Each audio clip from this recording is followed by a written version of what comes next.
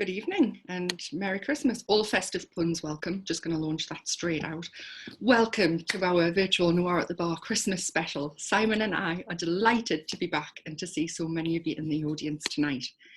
This evening, we have a lovely festive lineup for you. You might be able to see my tree very vaguely there. So make it a bit more festive. This evening, our festive lineup includes Hayley Webster, Danny Marshall, Trevor Wood, Allie Reynolds, Catherine Cooper, Andrew Cotto, Emma Christie, Nell Pattison, Derek Farrell, Gytha Lodge, Gregg Hurwitz, and the winner of our Bay Tales short story competition, Louise Mangos. Woo! We are absolutely thrilled to see so many of our regulars back and also to see some newcomers here too. If you didn't already know, Noir at the Bar started in 2008 in Philadelphia with Peter Rozovsky. It spread across the US and then to the UK. And I started our Newcastle Noir at the Bar in 2016. Virtual Noir at the Bar came into being on the 1st of April this year due to obviously lockdown restrictions.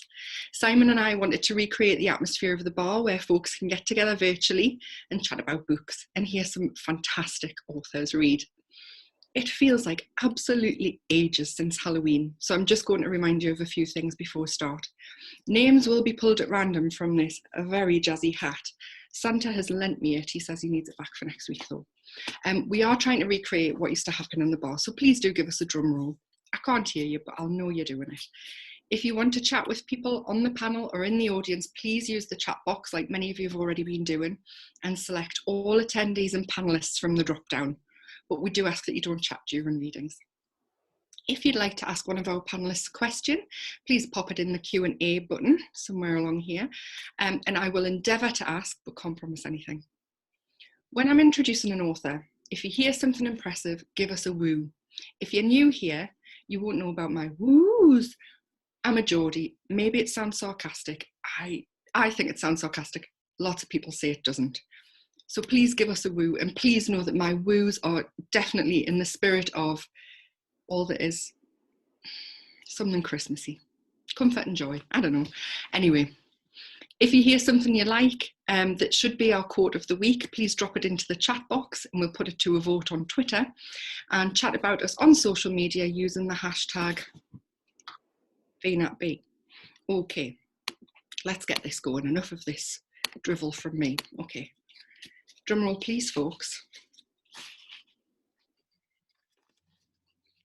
Okay, this is exciting. Oh, are you ready? It's Gregg Hurwitz.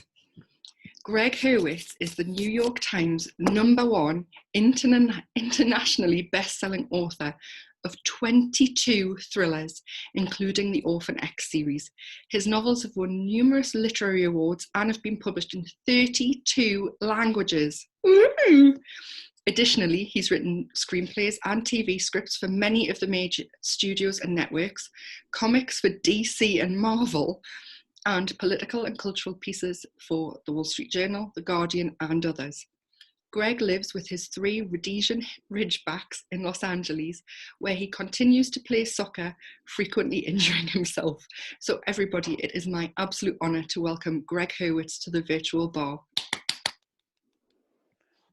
Well, thank you for inviting me. We've been in terrible lockdown in Los Angeles, and so this is the most social that I've been in about 9 months. So I'm feeling a bit of social overwhelm here, but I'm glad to see you all. It's, as you can see, in LA, the weather never really changes.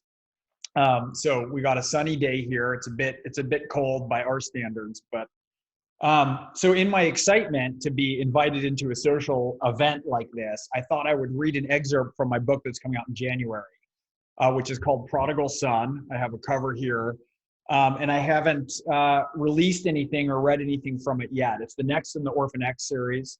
And Orphan X is a character who he's on his 6th outing here. And he was someone who was taken out of a foster home at the age of 12 and trained up to be an assassin for the US government. But at a certain point, his own moral compass ran into a collision and he left, went off the radar.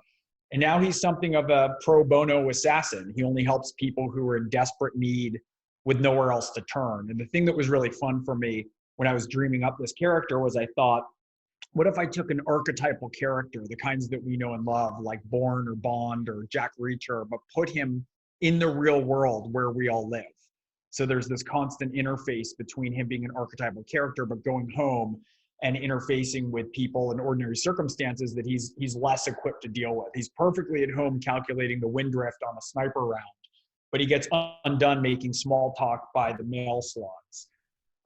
And so in this new book, Orphan X gets a phone call from somebody claiming to be his mother, who he never knew. And he gets set on this mission where he has to go and find some answers, and he gets drawn into an intrigue that's much bigger than anything he's encountered. And one of the scenes that I'm going to read from now is he goes up to Silicon Valley, which is where I'm from, the Bay Area, San Francisco Bay Area. And there's a lot of kind of founder parties that have their own blend of sort of power, CEOs, technology, misogyny. Like there's these parties that have a lot of sexual aspects and drinking, and it's just a bizarre culture. It's like dude bro meets misogyny in Silicon Valley with some of these parties. And so Evan has to go to meet somebody, and in the course of being there, he comes across a situation where there's a woman who has seemingly been abused in one of these circumstances. And he leaves having got what he wants, but he sees the woman and he kind of goes back in to confront the people who were at whose hands she has suffered, let's just say. And he's got a pair of gloves on that are lead weighted across the knuckles. He has chewing gum under his lips to disguise his facial recognition for this party. It's at a big mansion in Palo Alto. And he's just left, and against his better judgment, he's going to go in to sort of confront these gentlemen who have less than gentlemen, who have been enormously disrespectful and abusive to this woman. So he's heading back into the party. Cutting through the crowded foyer, Evan brushed against the partygoer and lifted a stainless steel ballpoint pen from the guy's shirt pocket. Climbing the stairs, he thumbed the tip off and dropped the spring and the ink refill from the barrel, so all that remained was a smooth metal tube. As he headed up the second floor hallway, he heard Rishi's voice carrying through the partially open door. And when you're on the prowl, pay attention to their eyes, Scotty. Women on the pill blink an average of 19 times more a minute than women who aren't. That's how you know they're active, right? He stepped inside the room. The bed was now empty, but Rishi and his compatriot, Zach and Scotty, remained in their chaise lounges, half disrobed. To the side, a trio of women were pulling on their clothes. Evan said to them, "You might want to leave." The women took one look at his expression and scurried away, clutching high heels and shirts to their chests. Evan looked at Rishi and his two friends. "You hurt the young woman," he said. Rishi glanced over at him, stroking his beard, his biceps rippling. "Who are you talking about? The one with the ripped jeans?" He didn't bother according her a name. Evan felt his jaws tighten and ache in the bone. "And the ripped shirt," he said. "I think you're going to want to move along before you get yourself hurt." Rishi's two sidekicks looked more tentative, but they covered with lupine grins. "Look, White Knight," Rishi said, "we don't procure the product." "You mean the girls?" "Women," Rishi said. "Don't be disrespectful." He leaned back, spreading his beefy arms along the top of the couch. "This valley is about one thing: resources. The right VC, the right engineers. You know the most valuable resource? Time.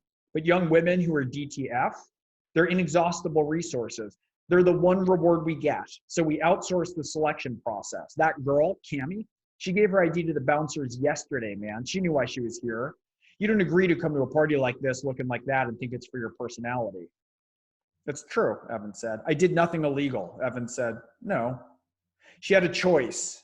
"Yes, she could have left at any time. Maybe. She's legal by 72 hours. Hey, man," Rishi gave a big shrug. "If you're a hammer, everything looks like a nail." Zach and Scotty laughed. "No," Evan said. "How would you know?" Rishi said. "Because," Evan said, "I'm a hammer." Rishi stared at him. Then he stood up, his shirt unbuttoned down the front. He was a thick guy, all muscle and bloat. His friend stood up too. "Okay," Rishi said, "so we're going to do this." Evan's gaze stayed level. "Do you know what a tension pneumothorax is?" Rishi rocked back on his heels. "A what?" "A torn lung leaks air inside your chest cavity, increasing pressure. That prevents the lungs from filling. Then it prevents blood from getting to the heart." Rishi looked at his friends, back at Evan, laughed. "You're a weird fucking dude." "That's okay. I like weird dudes." He stepped forward and swung at Evan's head. Evan ducked and sidestepped. Rishi regained his balance, turned, and tried another cross. Evan leaned back, the wind from the punch fanning his face. Flustered, Rishi threw a haymaker. Evan weaved right and crouched, tightening his hand, the weighted knuckles of the glove stretched tight across his flesh. He drove a compact punch into Rishi's right side, just beneath the armpit. There was a pleasing pop, and then Rishi drew in a screeching breath. Evan pulled himself upright and looked at Rishi. For a moment, they were eye to eye. And then Rishi toppled to a knee. He clutched his ribs, his mouth guppying. Your lung is collapsing right now, Evan told him. I punctured it with your 6th rib. That drowning sensation, it's from negative pressure in your chest cavity. It'll get worse. Rishi fell back onto his rear end, his legs squirming on the carpet. His friends looked on in horror. You will suffocate from this, Evan said, unless...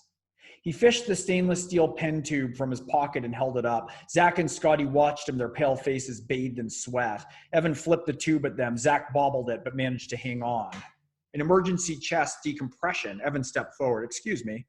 Zach and Scotty parted, and Evan knelt over Rishi, whose mouth was stretched in an oval, his face purpling. Evan peeled Rishi's shirt aside and used his thumb to find the 2nd rib space in the mid-clavicular line. He looked up. Come here. Scotty fell to his knees. Put your finger right here. No, here.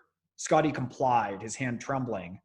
You need to punch the tube through into the chest cavity to relieve pressure, Evan said. Tears dotted Rishi's cheeks. He waved his head back and forth, clawing the carpet, his lips struggling for words. He mouthed, do it, do it. One of you probably should, Evan said. Decide among yourselves, because I'm not going to. As Rishi thrashed from side to side, Zach and Scotty started shouting at each other, fumbling the pen tube back and forth. Rishi's Pixel phone had dribbled out of his pocket. Evan scooped it up and pressed Rishi's thumb to the screen to open it. No one seemed to notice. Evan stood up, looked down at Rishi's, his eyes bulged, the sclera pronounced. You could have left at any time, Evan said. You had a choice until you didn't. He walked out, Zach and Scotty still locked in a panicked argument behind him. He just reached the stairs when a bellow of pain rolled up the hall, Rishi's breath coming back online. Moving down the stairs, Evan entered the security setting of Rishi's phone and updated the thumbprint setting to match his own. Crossing the front yard, he fished the gum out from beneath his upper lip with his tongue and blew a bubble. Thank you. Thank you so much for being with us this evening, Gregg. And there are plenty of people in the audience who are really keen on being in the sunshine at the moment. So turns out the grass is always greener. Okay, so what a way to start. Oh, I think I've just lost some glitter. I've got to say I've had some lovely messages about us being back. And thank you very much for those of you who are making us your date night entertainment. No pressure. Anyway, second up is Hayley Webster. The elves have spoken. Hayley Webster is a teacher and writer who lives in Norfolk. She writes for children and adults. Jessica Fletcher was her childhood hero, and she sees no reason to change that now. And Hayley's book that I believe she's reading from tonight, One Christmas Night, was my favourite festive read last year. So everybody, huge applause for Hayley Webster.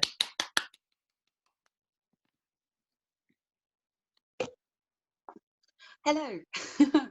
Thank you so much for having me. I'm so excited to come along and be part of this, mostly because mystery books and thrillers are my favourite type of book, but every time I try to write one, I forget to murder somebody.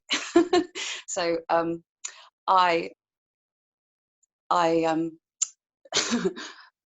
so I get to the end and there's definitely a mystery, and then I think, oh, I've got to murder somebody. But One Christmas Night is definitely a mystery. It's a Christmas mystery. It'll be back to front on the screen, but there it is.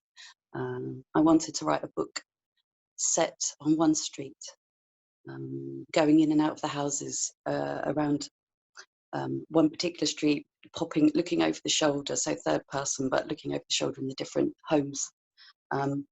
And I wanted there to be a central mystery, a central crime, but also I wanted there to be all the little secrets, I suppose, that you have behind different doors, things like domestic abuse that's hidden, so coercion, what it's like to be a care leaver at Christmas and the rest of the time of year, and also, well, all sorts of things, what it's like when a loved one is no longer with you in your first Christmas, and there's a family who are dealing with that. And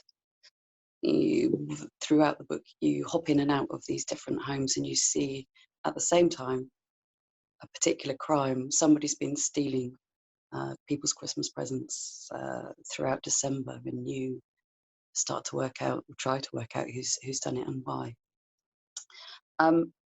Every single chapter, there's 9 different characters' shoulder that you look over, and each chapter has a time between Christmas Eve and Christmas Day.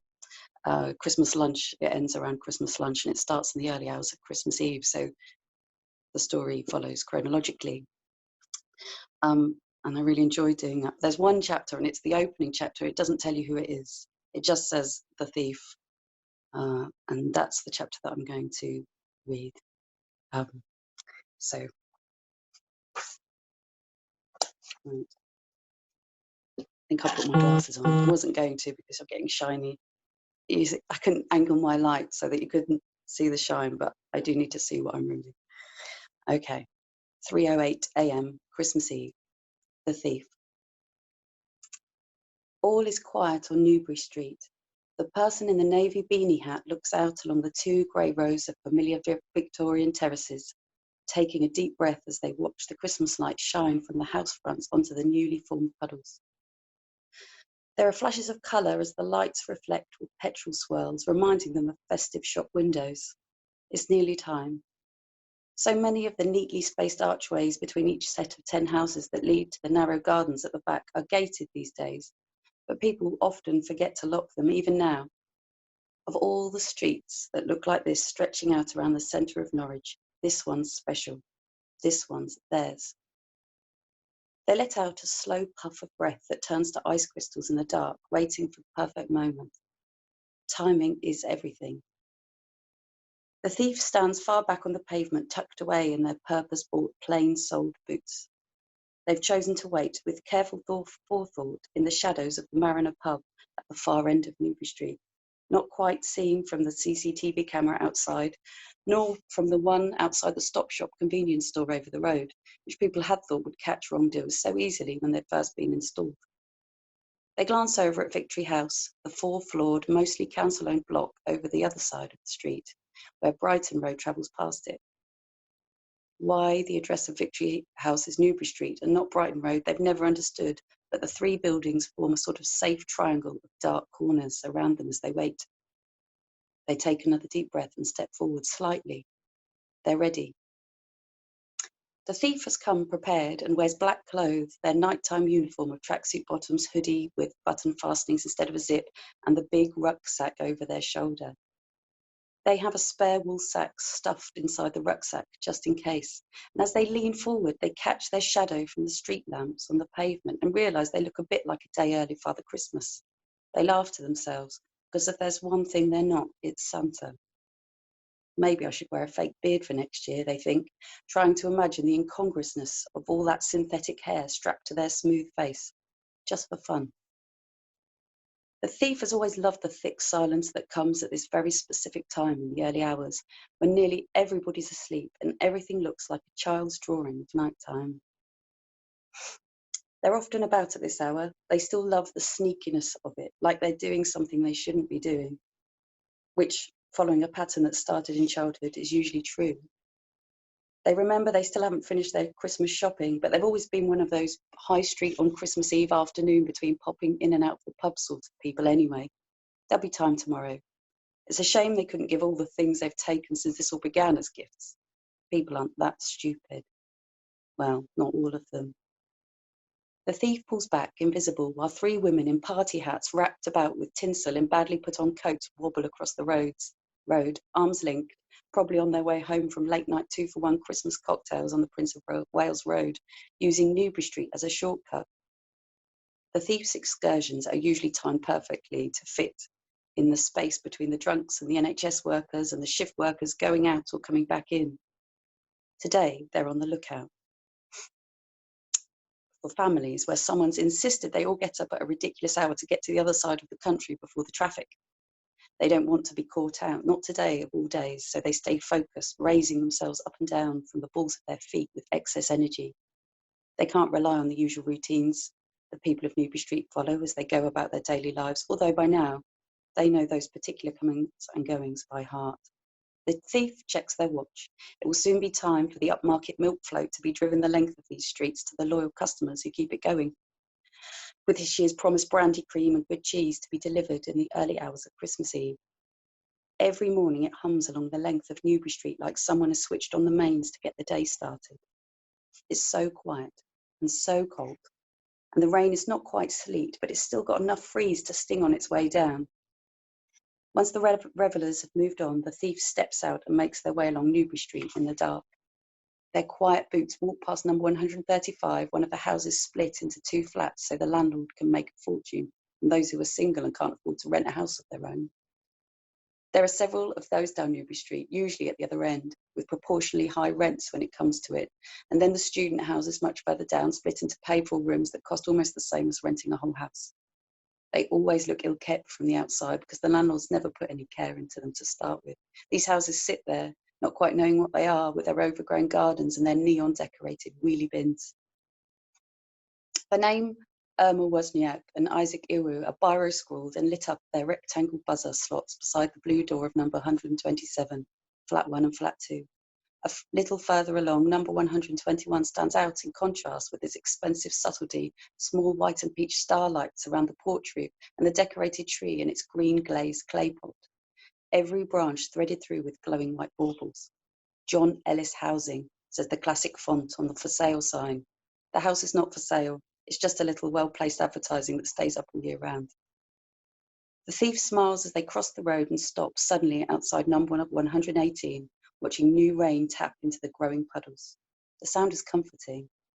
The chill and the lights and the smell in the air, whatever it is, feels like Christmas. Tomorrow there'll be roast dinner and cranberry sauce and Shakin' Stevens impressions.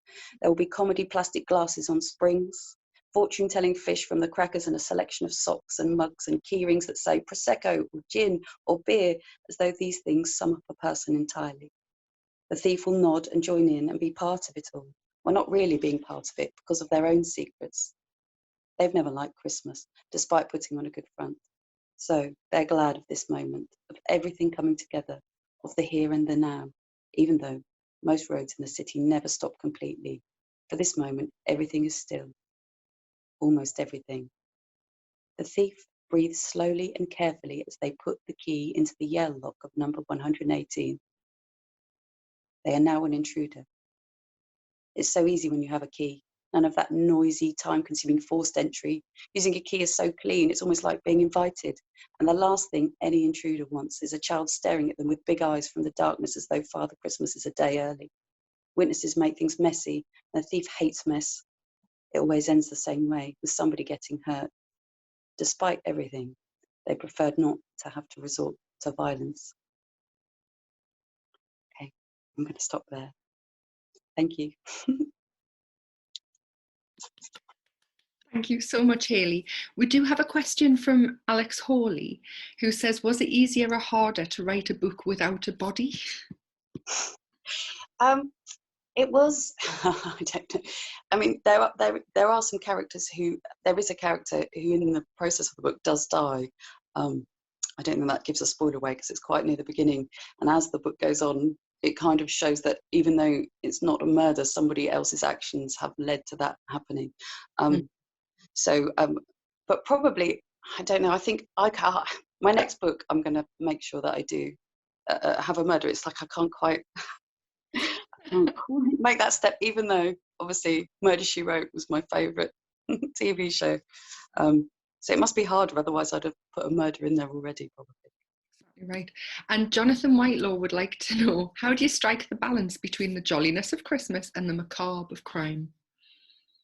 I think it's a perfect time of year to have that play between festive and, you know, all the surface stuff of Christmas. And there's a lot of people who have a hard time at Christmas anyway. And there is a kind of, you know, the neon always has a dark, anything neon and sparkly always has a dark underside anyway. And it's one of the reasons I love seaside towns. You know, you've got the sparkle and the neon, but also the decay. So I think it suits it quite well, really. Thank you. And Wendy Turbin did say, you are far too nice to kill. So there you go.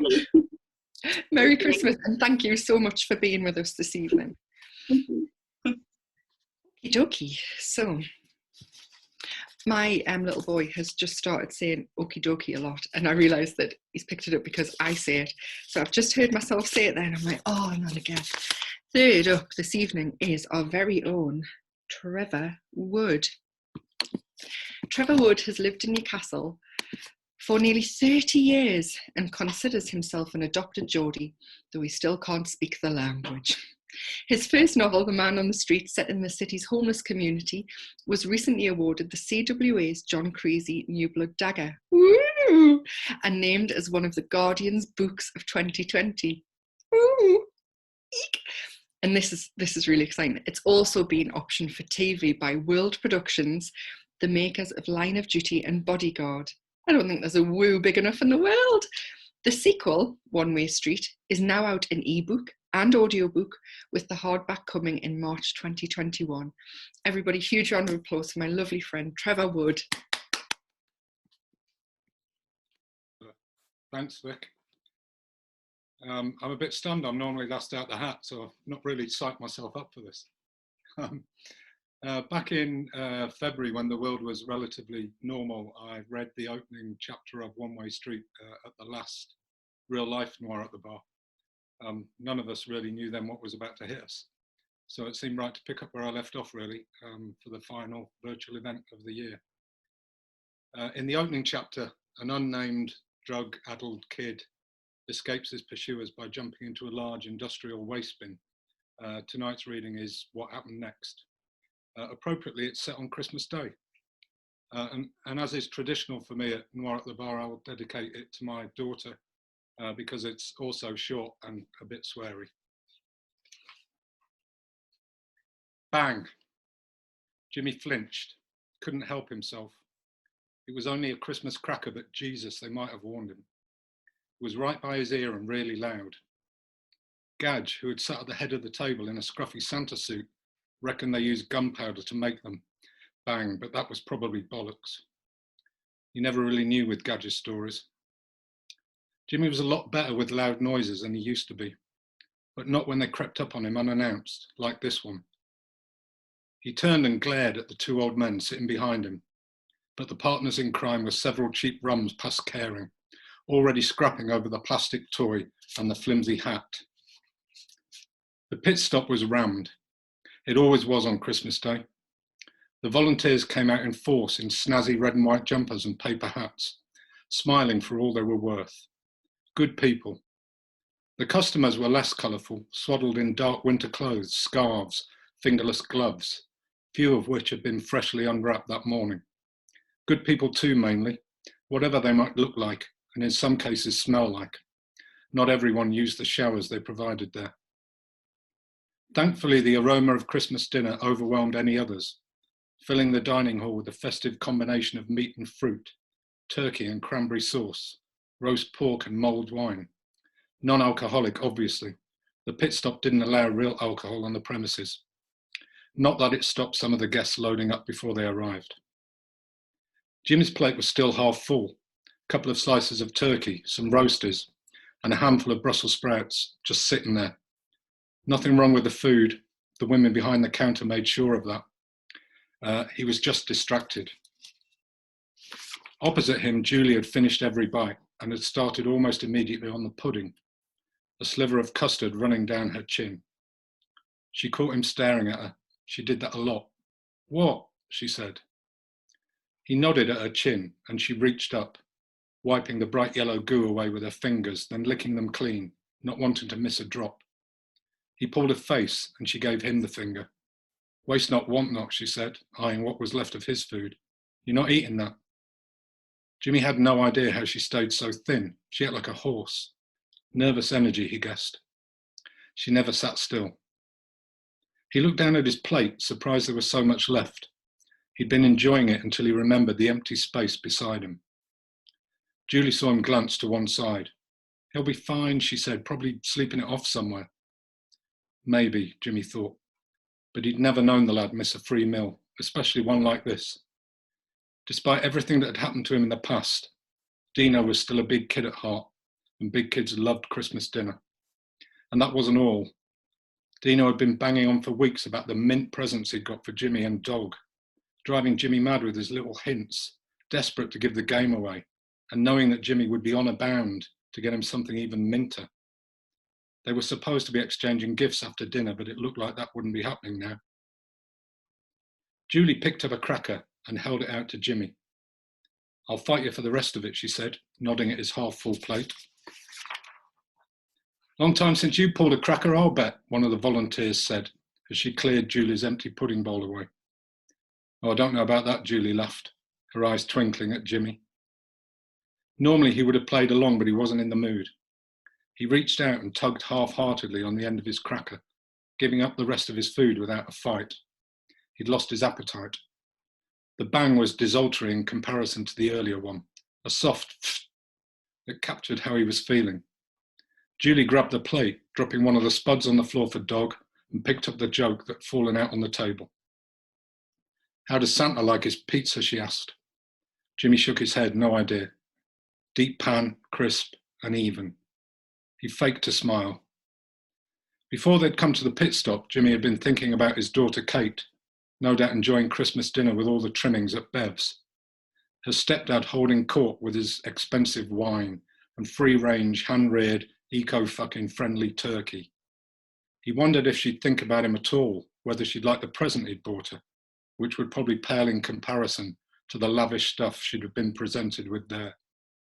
But those were minor niggles, something he knew he could sort out in time. His new problem was much more urgent. "Any news?" Jimmy looked up.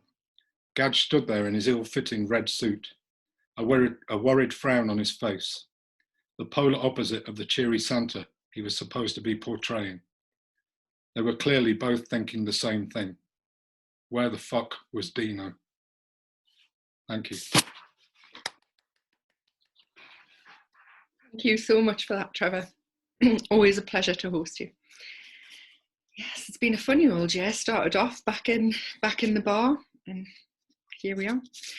Our final reader for part 1 is Louise.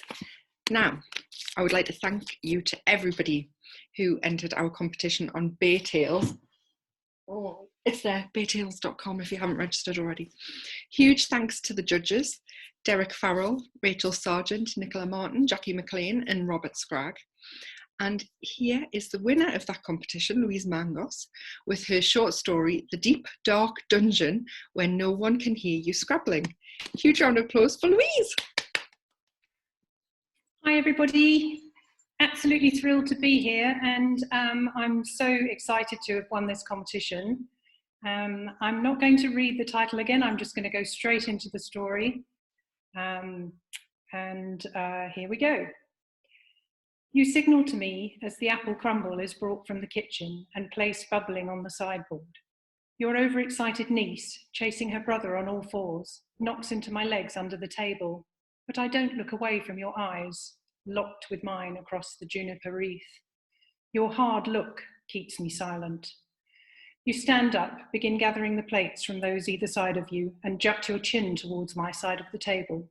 I follow your lead, trying not to clatter the cutlery onto the top of the pile, amidst pools of congealed gravy, crumbs of stuffing, and the occasional Brussels sprout.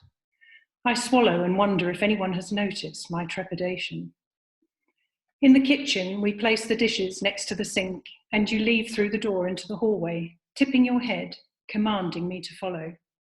My heart pounds as I trip over a row of boots of ever-decreasing size, muddy water pooled around their soles from the traditional Christmas walk on the windy moor. I draw in my breath as their regimented order scatters across the Victorian tiles. Will someone come through and see what caused the noise? No, they're making far too much of a ruckus in the dining room. This is your perfect cover. You place your hand between my shoulder blades and shush me before squeezing past to open the door leading down to the basement. My socked feet test each step on the way down in the dark, arms stretched out to steady myself against the wall. You seem so familiar with these stairs. The harsh smell of the paraffin heater hits me as I enter the rear cellar behind you. You must have lit it earlier. The air has warmed enough to take the chill off, but it has made the room heavy with a humid fog from the subterranean walls. The atmosphere between us is thick. What would they say upstairs if they knew you'd brought me here? What would they do? You slide the bolt closed across the door. I know what's coming, but I'm surprised to see you've prepared everything in advance, the tools of your trade. I'm imprisoned in here now and look at you with nervous anticipation. You lift your arm, turn your wrist. The dim light glints off the face of your watch, a reminder perhaps that in less than an hour it could be over. I lick my dry lips.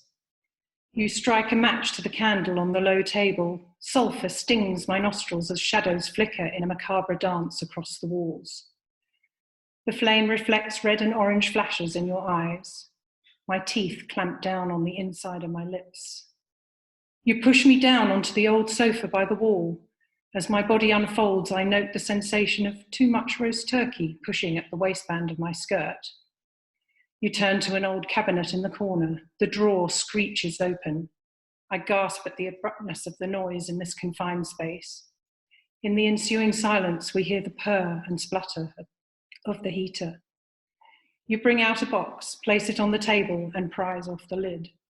You beckon, 2 sharp snaps of your fingers, and pass me a blood-red velvet pouch, secured with a thin rope. It weighs in my palm, contents rattling. You lean over, undo the knot, and reach into the bag. You pull out your hand, make it into a fist. You nod once, indicating I should do the same. Keeping my eyes on yours, I reach inside. As I pull out my hand, I open my fingers and show you what lies in the curl of my palm. The letter A. I get to start. Thank you. Excellent. Thank you so much for that. I'm sure you can all see why Louise won the Bay Tale short story competition. I believe we'll be putting up Louise's short story and the other entrants on our website. So if you haven't already registered as a member, get on there now. And we are offering membership for a reduced rate until New Year's Eve. So I'll just leave that there while we go to our break, and we'll see you back in 5 minutes. Thank you.